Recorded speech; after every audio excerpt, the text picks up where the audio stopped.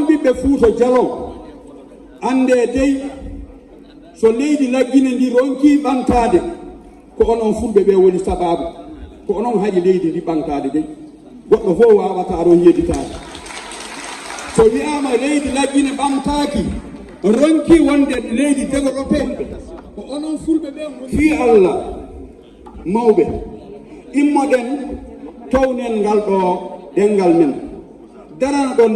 leydi men Fouta Djallon darana ɗen leydi meɗen Afrique onon ɓiɓɓe Fouta Djallon ande dey so leydi laggine ndi ronki ɓantade ko onon fulɓe ɓe woni sababu ko onon haƴi leydi ndi ɓantade dey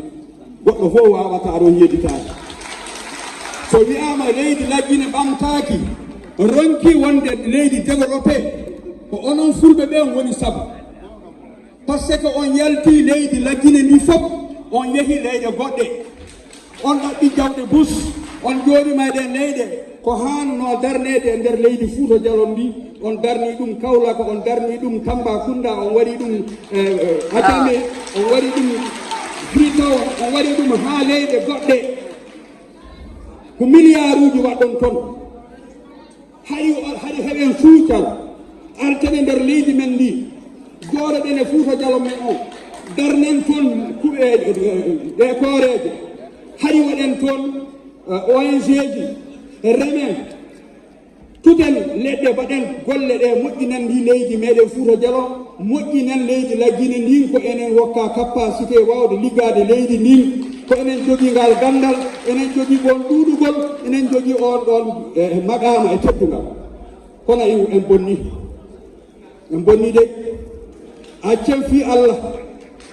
accen hooten Fouta Djallon accen hooten Fouta Djallon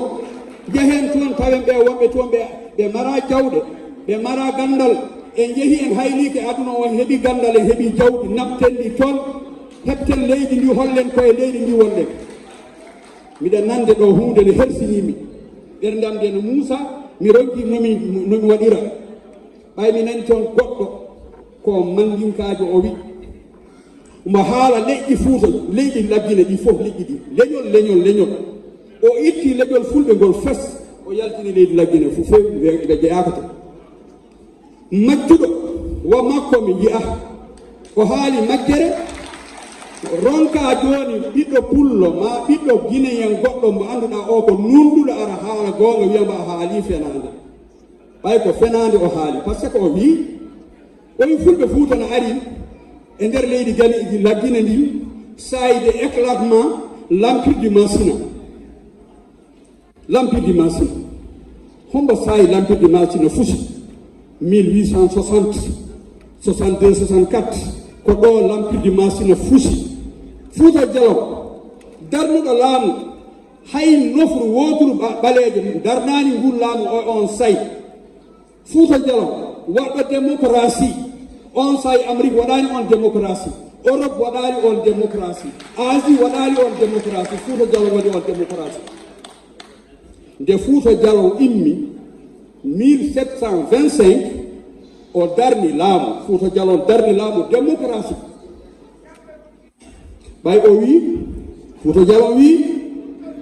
eliji men ɗi ko ɗiɗo ko Soria e Alfaya laamatoɗo Fouta Djallon koye ɗe itteten électeur ɗo eli wonata o iwa ɗo o iwa ɗo Fouta Djallon yaha vote e on sayi Fouta Djallon miijo démocratie hara jooɗoto ɗo ko tuɓateɗo ɓe wi joni noon laamatoɗo on Fouta Djallon ko timbo o wonata kono ɓi timbo laamata ko Fouta Djallon kono noon kamɓe jeeyi pale ndaargal ɗo nunɗal ɓe wi Fouta Djallon so ɓe sugi goɗɗo joɗɗinto on ɗon ko Fugumba so Fugumba fiilaaji almami o laamata ko Fouta Djallon ndaar ɗum hombo joginoo ngo miije on sayi wona portojo sako wiya arabu sako wiya goɗɗo hiɗen jooɗitiiɗo waɗen wiya arabu no ɓuri men hiɗen ɓanta arabagal hiɗen hoyni hoore men e famɗini hoore men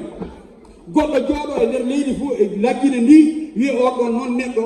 waɗɗo nguɗo laamu 1725 laamu démocratie nunɗugu ndu aduna o fof waɗi reconnaître ɓe waɗi laamu de saayi hay goto waɗani o démocratie ɓe wi ɓen ɗon jeyaka e ndin leydi